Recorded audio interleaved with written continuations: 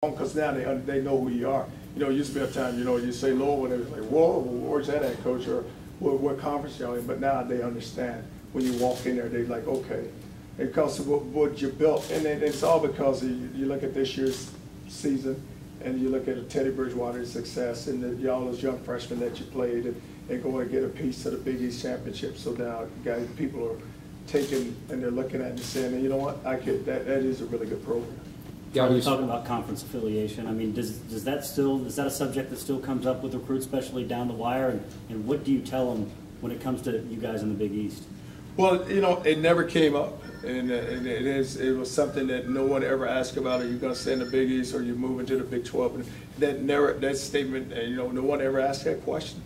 So we just talked about just selling just this program right now, and selling the Big East, and selling the city, and just selling the opportunity to go get your great education, and then getting a chance to go play. Yahoo Sports rated Louisville versus Miami as one of the hottest recruiting rivalries in the nation. Do you consider that a rival, or did you see them a lot on the recruiting trail? It's just probably the reason why they rated Louisville versus Miami, because we went to Miami and gotten some really good players, so it's probably where that rating is coming from. But you know, they recruit the same guys, and like I said, we're going to recruit who they recruit. So whoever wins who wins that young man over, then that's where you end up going to school.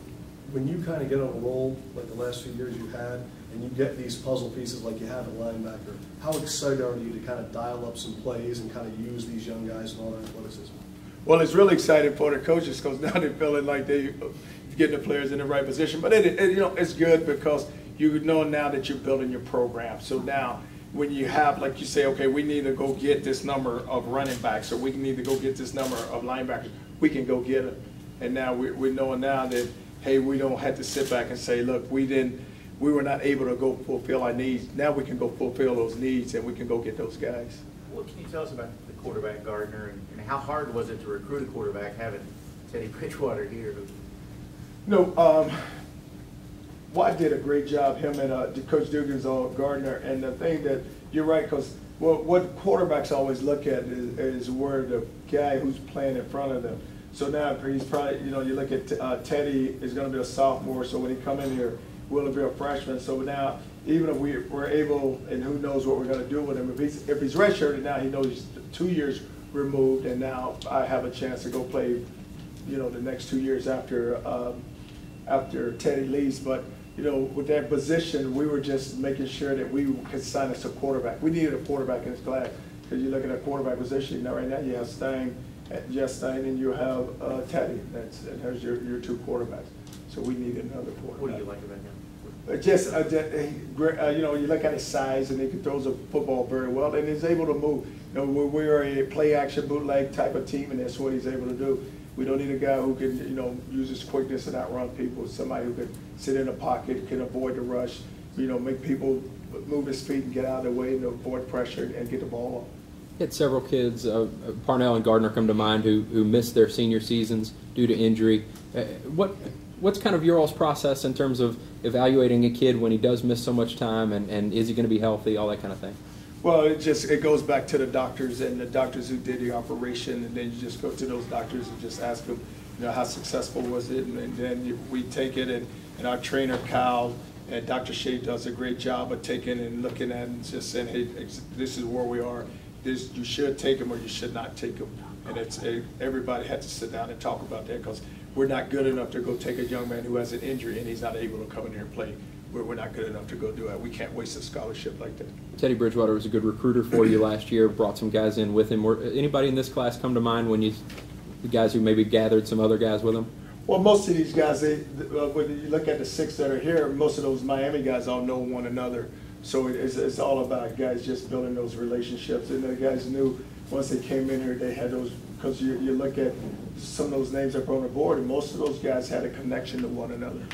Did Teddy show you something in that bowl game? I mean, I know he played so much this year, but as much as he got hit, and you saw it on the field, when you went back and watched the tape of it, saw how much you got hit, did that prove something to you? Well, it did. It just, you know, not everyone, but we knew as a coaching staff just how tough he was. But a lot of people had not seen that toughness, because they never, you know, he got hit so much and he was able to get back up off the ground. But you know, just his overall toughness. But he's still, you know, getting hit like the way he did, just continue to handle the pressure and to stay poised and still deliver the ball and just come in and just keep battling back. You know, he just showed that he's going to battle and go try to win the football game. Is that something with a quarterback, though, you can't really prepare, you can't put them in that situation in practice, you just kind of have to have it happen in a game and see how they react to it?